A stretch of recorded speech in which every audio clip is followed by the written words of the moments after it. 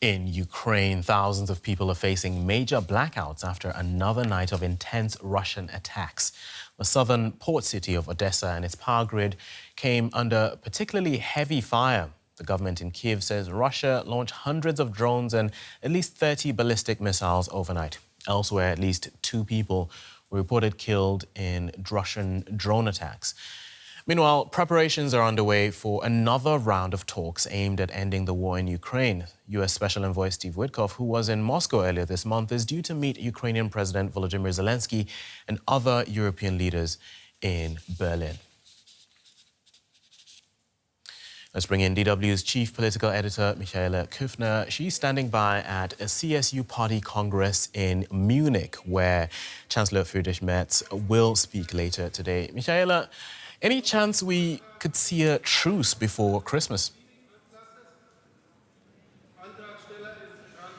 Well, that's the big hope, but it's very likely in terms of the timeline. We're already hearing out of Moscow, even before it has seen the latest proposal that is due to be hammered out from the side of Ukraine, its allies and the US, that this whole process will take a long time. So clearly Moscow is interested to still be seen as a side that is interested in peace, in some kind of truce, but it might well choose to take a long time to respond and to then start, of course, negotiating over details.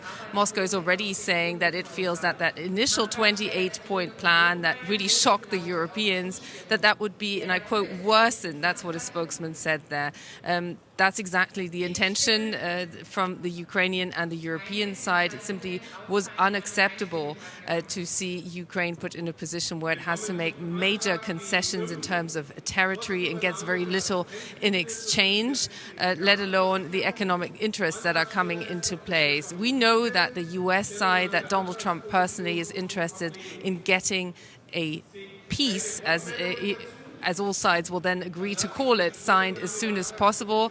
And the fact that Steve Witkoff is coming and Jared Küfner, his son-in-law, is also expected in Berlin to sit down with officials from the Ukrainian side, sit down with Zelenskyy, with the Europeans, with NATO, that is an indication that there clearly is big progress in the making to produce something that would then be looked at by Moscow and potentially frowned upon.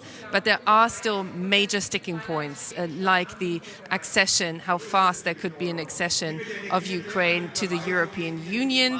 Currently, we're hearing it could be as early as 2027. That won't go down well with the Russian side for sure. And what territorial concessions there be, whether there will be an effectively demilitarized zone, whether Russia also has to withdraw forces, and most importantly, what security guarantees does Witkoff have that the United States would be willing to give Ukraine, that has basically set that for sure as a precondition. And Michaela, briefly, the meetings happen here in Germany. Can you tell us more about that and Germany's role? Well, it was German Chancellor Friedrich Merz who got Donald Trump on the phone after that 28-point plan was tabled initially. We learned that that has been reduced to more around about 20 points now, deducting, pulling some of the stings out of this. So clearly there is a rapport between Friedrich Merz and Donald Trump that he is now using. The fact that he's getting everybody around the table, of course, except Russia, that is a signal of Germany being a major diplomatic player, more so than Europe, than Brussels, than Ursula von der Leyen, the EU Commission President. But that's no surprise, of course, because we just saw that new security strategy come out that was very condescending of the European Union itself. So this is a good sign for Germany being able to be a negotiator, a mediator here. But let's wait what comes out of this by Monday. DW's Michaela Küfner, thank you. Now, for more, let's bring in DW's Russia analyst, Konstantin Eggert. Konstantin, welcome. What do you make of this new diplomatic push? Do you think there's a chance that it could lead to a viable peace plan?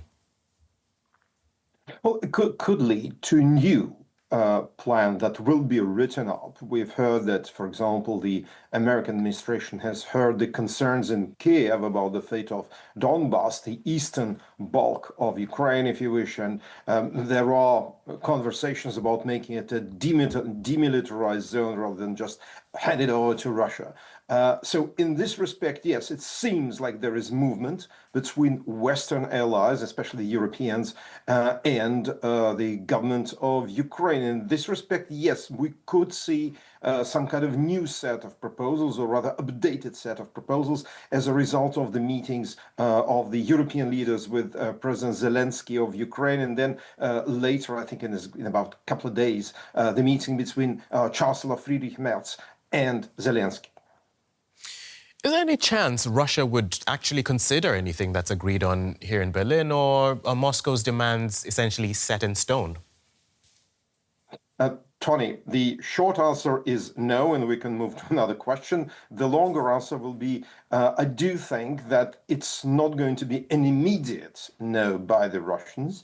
They will continue to press and present some kind of demands that will look as if they are, or rather produce an impression that they are negotiating. But personally, I do not think that the Kremlin is, or actually was from the beginning, in any mood to strike a peace deal. What they do want are conversations about peace. And this is a completely different matter. They want to protract this process, while I think Putin thinks that he has an upper hand on the battlefield. And essentially, I do not think his calculation changed for years. He wants to wear down Ukraine, break it, and then put it under Russia's full political control. And of course, all of this is coming as the EU is working on freezing 200 billion euros in Russian assets. How do you think this move could affect the wider peace effort? Well, I think it will impact the tone. And by the way, will give the Russians an excuse to say, sorry, we're leaving any time. But I do not think the Kremlin will leave the process. Just now, what they would rather design are some kind of measures against the Europeans, against the EU. Maybe there's going to be some confiscation of European property, remaining European properties in Russia proper. I do not think it will lead to an immediate breakdown in talks, because protracting them, as I already said, is something that I think the Kremlin counts on now. They do not want to see a situation in which they will break off the talks, and then Trump suddenly will say, well, by the way, now you can do whatever you want with the Russians. And then the Ukrainians and the Europeans will have basically much freer hands to deal with Moscow.